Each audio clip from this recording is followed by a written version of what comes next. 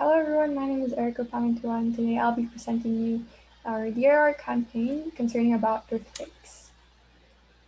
Then again, I'm Erica Pamintuan, head of the Disaster Risk Reduction Management in San Fernando City. And our vision is to have a safer, adaptive, disaster-resilient communities towards sustainable development. And you can locate us at Bureau of Protection Regional Office, 3 San Fernando, Pampanga, and this is our hotline. So our objectives concerning this presentation is to explain vital information about hazards, vulnerable risk, and nature effects such as earthquakes, most importantly, early warning signs, and countermeasures.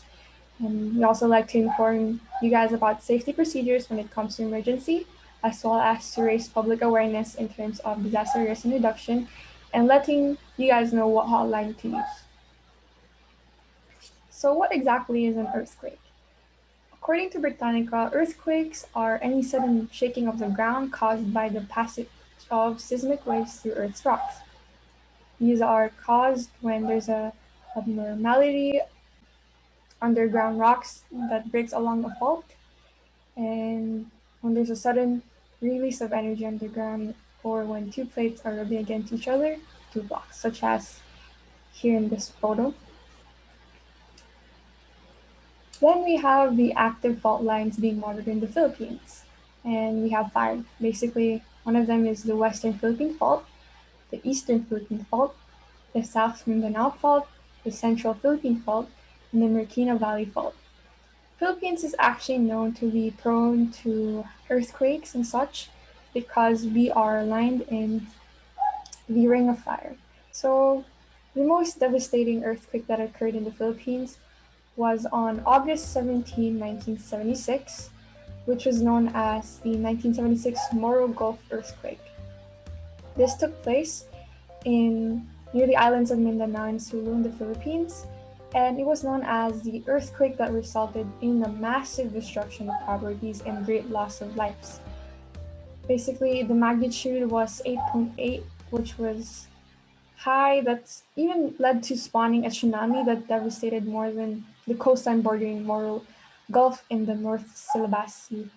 And this damage caused millions of lost with its properties and millions of pesos and a lot of homes missing and properties, including like residential and commercial use and the livelihood of hundreds of families. It's important for us to know what to do before and during an earthquake so we have an idea. So before, you should know the evacuation area, know your hazards, check the nearest route going out, and prepare your emergency supply kit. Next, you should participate during drills. I know it's kind of hard and boring, but it's actually very important once you're actually earthquake, when it actually happens in an actual earthquake. Learn how to use a first aid kit. So during response, remember to drop, cover, and hold on to protect your most vital area, which is your head and your neck.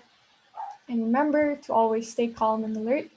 Watch out for falling objects, glass windows, shelves, cabinets, and other heavy objects that may cause injury.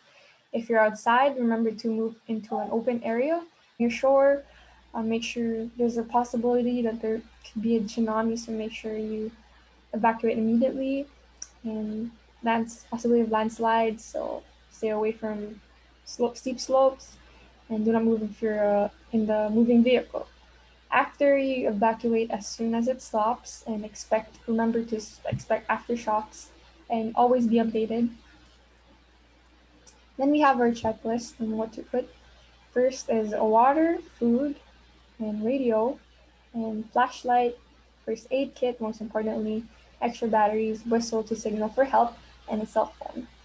And more personal toiletries and cash right over here. So we have an emergency action plan. So what to do in emergency action plan? Basically, it's for you to have an idea and aware of what you're gonna do while there's an emergency that's taking place. For your family to know which area to go. For example, this house, there's a lot of routes that it's showing on area to go out, and to always go to a meeting place, which could be outside an open area. We have contact information in our city here. So we have um, DPR, Bureau of Protection Regional Office.